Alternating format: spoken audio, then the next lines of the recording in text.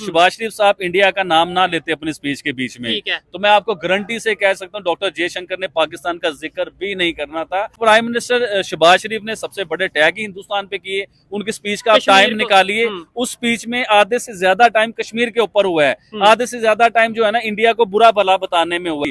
1 billion मिला अभी तक। राजनाथ सिंह जिनका नाम है, उनका आप जरा बयान चेक कीजिए कि उन्होंने क्या बात की कि पाकिस्तान के साथ अगर तल्लुकात बेहतर होते तो आईएमएफ के आगे पाकिस्तान को घुटने ना टेकने पड़ते, नाक ना रगड़नी पड़ती, हम आईएमएफ से बड़ा इन्हें जो है ना पैकेज देते। आज पाकिस्तानी साइड कश्मीर के लोग खड़े होकर जब हिंदुस्तानी साइड कश्मीर की तरफ देखते हैं तो उनके मुंह में पानी आता है।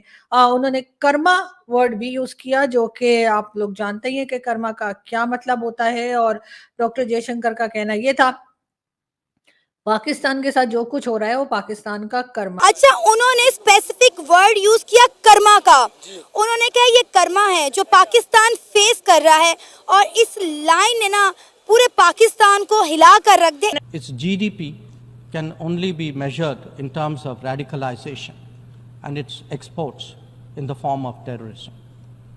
Today, we see the ills it sought to visit on others consume its own society. It can't blame the world. This is only karma. नमस्कार दोस्तों, प्यारा भारत वन में आपका स्वागत है। दोस्तों, विदेश मंत्री एस जयशंकर ने संयुक्त राष्ट्र महासभा में पाकिस्तान को उसकी आतंकी गतिविधि के लिए आड़े हाथों लिया है। एस जयशंकर ने पाकिस्तान को चेतावनी देते हुए कहा कि पाकिस्तान सीमा पर आतंकवाद की नीति कभी सफल नहीं होगी। पाकिस्तान के जो हालात हैं वह पाकिस्तान के ही कुकर्मों का परिणाम है। एस जयशंकर ने यह भी कहा है कि भारत और पाकिस्तान के बीच केवल एक ही मुद्दा बचा है जिसे सुलझाया जाना है, वह है पाक द्वारा अवैध रूप से कब्जाए भारतीय क्षेत्र को खाली कराना है। दोस्तों, इसी बीच एक भाषण में राजनाथ सिंह ने कहा है कि यदि पाकिस्तान भारत के साथ अच्छे रिश्ते रखता तो भारत आईएमएफ से भी ज़्यादा लोन उसे दे सकता है। तो चलिए दोस्तों, पाक मीडिया और जनता की इस पर क्या राय है, वीडियो शुरू करते हैं। पहले इंडियन मिनिस्टर हैं राजनाथ सिंह साहब जिन्होंने कोई ढंग की बात की है। जी हाँ, जिन्होंने ये कहा कि जी पाकिस्तान को भारत जो है वो आईएमएफ से भी ज्यादा पैसा दे सकता है, और जाहिर है कि देना भी चाहिए, इसलिए कि जाहिर है पड़ोसी का हक पहले होता है।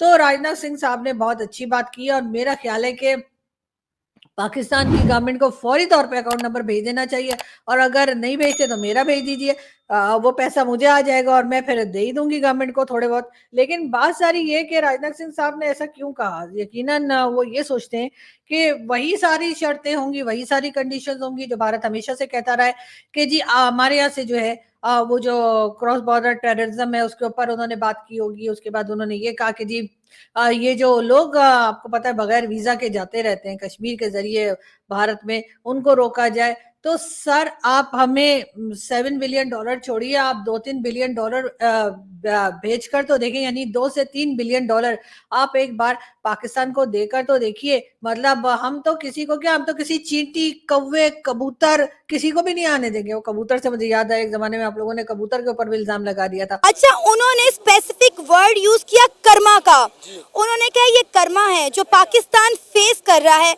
और इस लाइन ने ना पूरे पाकिस्तान को हिला कर रख दे। इस पर आपकी क्या राय है?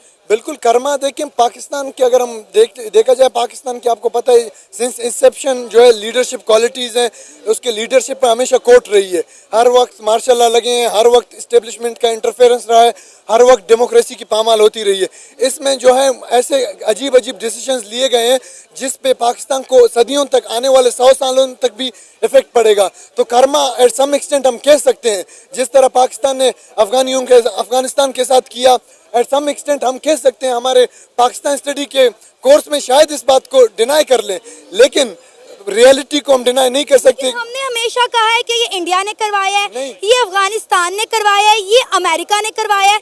यही तो डॉक्टर एस जयशंकर ने बोला है कि आप दुनिया को ब्लेम मत करें, आपकी जो जीडीपी है, आपके मुल्क के जो हालात हैं वो आपकी अपनी वजह से है। के पीएम जो हैं उन्होंने यूनाइटेड नेशन के बीच में जो खिताब किया वो खिताब सुना है? बिल्कुल बिल्कुल, मैं समझ गया। उन्होंने 2 नक्शे पकड़े हुए थे, दो नक्शे थे, एक पे ग्रीन कलर था और एक पे ब्लैक कलर था। अच्छा, उसमें अच्छे और बुरे तो बताए गए, पाकिस्तान का नाम किस जगह पे था आप बता। आप पाकिस्तान का पूछ ना, पाकिस्तान की वर्थ कहाँ है, पाकिस्तान कहाँ पे है?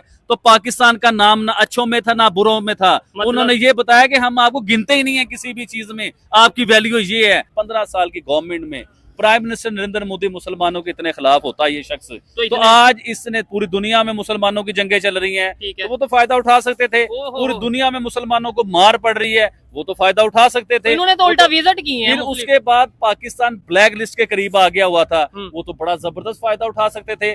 पाकिस्तान के वजीर आजम ने या पाकिस्तान के आर्मी चीफ ने कहा कि हमारे पास तो इतने हफ्ते का तेल रह गया या राशन रह गया, यानी कि हम जंग नहीं लड़ सकते। अगर जंग हम लड़ेंगे 1 या 2 महीने से ज्यादा हम सरवाइव नहीं कर सकते। तो जब भी हिंदुस्तान के प्राइम मिनिस्टर ने पाकिस्तान पे कब्जा या झगड़ा या जंग करने की कोशिश नहीं की। डॉक्टर जयशंकर का कहना ये था पाकिस्तान के साथ जो कुछ हो रहा है वो पाकिस्तान का कर्मा है। खैर हो भी सकता है, और जहां तक डॉक्टर जयशंकर की बात है तो जाहिर है कि मैं तो उनकी क्योंकि बहुत बड़ी फैन हूं, तो मैं तो ये नहीं कह सकती कि डॉक्टर साहब ने गलत कहा है।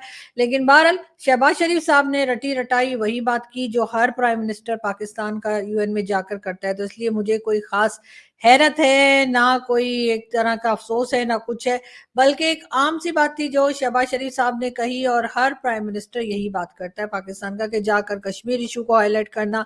इस बार अलबत्ता उन्होंने थोड़ा सा फलस्तीन का भी या फलस्तीनियों की भी बात कर ली, ये कहना चाहिए।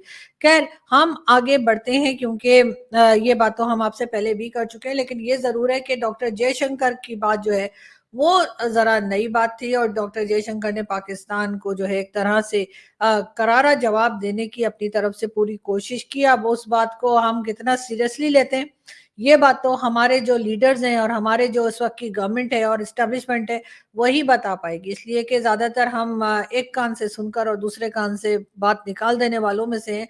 इसी वजह से हम इम्प्रूव भी नहीं कर रहे, इसी वजह से हम अपने आप को करेक्ट भी नहीं कर पा रहे कि हम जो बात भी सुनते हैं अगर कोई हमारे ऊपर क्रिटिसाइज करे तो जी हम कहते हैं कि ऊपर वाले ने 2 कान इसीलिए दिए हैं कि एक कान से सुनो और दूसरे कान से बाहर निकाल दो। तो जी बिल्कुल ऐसा ही हो रहा है पाकिस्तान में, मेरा ख्याल है कि ऐसा ही होता भी रहेगा। लेकिन एक बात जरूर ऐसी है जो भारत ने की है, और भारत की वो बात सुनकर मेरा ख्याल है सब पाकिस्तानियों को अपने कान ऐसे करके बंद कर लेने चाहिए, और उसकी वजह ये कि वो बात सुनकर हम दूसरे कान से निकाल नहीं पाएंगे। और वो बात क्या है? वो बात है जी उनके डिफेंस मिनिस्टर, जी हाँ, राजनाथ सिंह साहब की।